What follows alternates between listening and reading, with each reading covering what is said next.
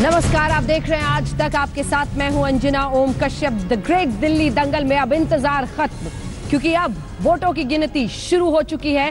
कुछ ही देर में धीरे धीरे रुझान आने शुरू हो जाएंगे और फिर जो नीचे आप टैली देख रहे हैं उसमें बीजेपी कहां आगे, कांग्रेस कितनी आगे और आम आदमी पार्टी क्या कर पाती है, इन सब पर नजर रखिए अपनी, क्योंकि धीरे धीरे आंकड़े बढ़ेंगे और तस्वीर साफ होती चली जाएगी। माना जा रहा है अगले 1 से 2 घंटे में तस्वीर पूरी तरह से साफ हो जाएगी कि मोदी का मैजिक चला या फिर केजरीवाल कर पाए कुछ करिश्मा, क्योंकि एमसीडी में 10 साल तक जीत के बाद ये बीजेपी के लिए अगर आर या पार की लड़ाई है तो मनोज तिवारी ने सुबह सवेरे पूजा के साथ ही पूजा अर्चना की तस्वीरें उनकी एक बार फिर से आई हैं। वोटिंग के दिन वाली भी हमने आपको खूब दिखाई थी। आज एक बार फिर पूजा अर्चना करते हुए वो अपने घर के बाहर नजर आए हैं और इससे पहले दावा कर दिया है कि 235 तक सीटें आ जाती हैं तो ये आश्चर्य की बात नहीं होगी। ये भी दिलचस्प होता है। आइए आपको सुनाते हैं, हमारे सहयोगी अशोक सिंघल ने मनोज तिवारी से बात की है। दावों का दिन है, सुनिए।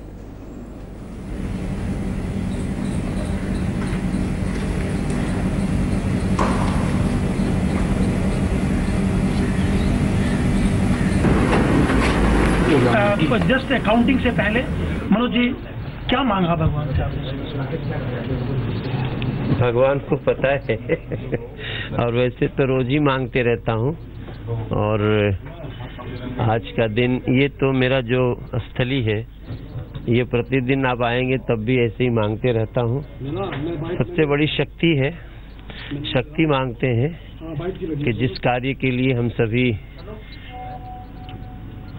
जिस रास्ते पे चले हैं वो रास्ता पूरा हो। माँ जगदम्बा बाबा विश्वनाथ उसको पूरा करें, यही मांगते हैं।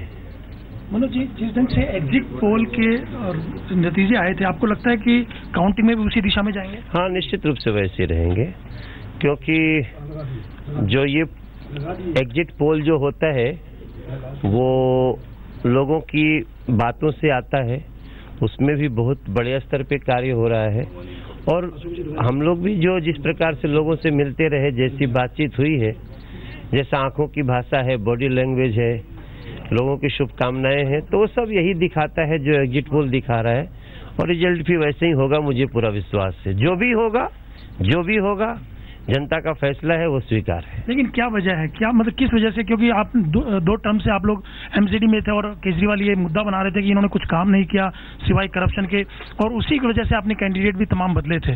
तो क्या वजह है कि आप लोगों को चुना? अगर एग्जिट पोल के रुझानों को देखें या नतीजों को देखें, क्या वजह है, जनता ने क्यों चुना? देखिए, भारत की राजनीति एक नए दौर से गुजर रही है और पौने 3 वर्षों में जो केंद्र में रहते हुए भारतीय जनता पार्टी ने किया है, उसके आधार पे 2014 के बाद की बीजेपी को लोगों ने अपने दिल में बसा लिया है। रेफरेंडम होगा केजरीवाल के 2 साल के कामकाज? 100%। इसीलिए तो वो परेशान है। उनको पता है कि पूरे दिल्ली का ये चुनाव है, 272 वार्ड का चुनाव है, आज 270 का रिजल्ट आ रहा है।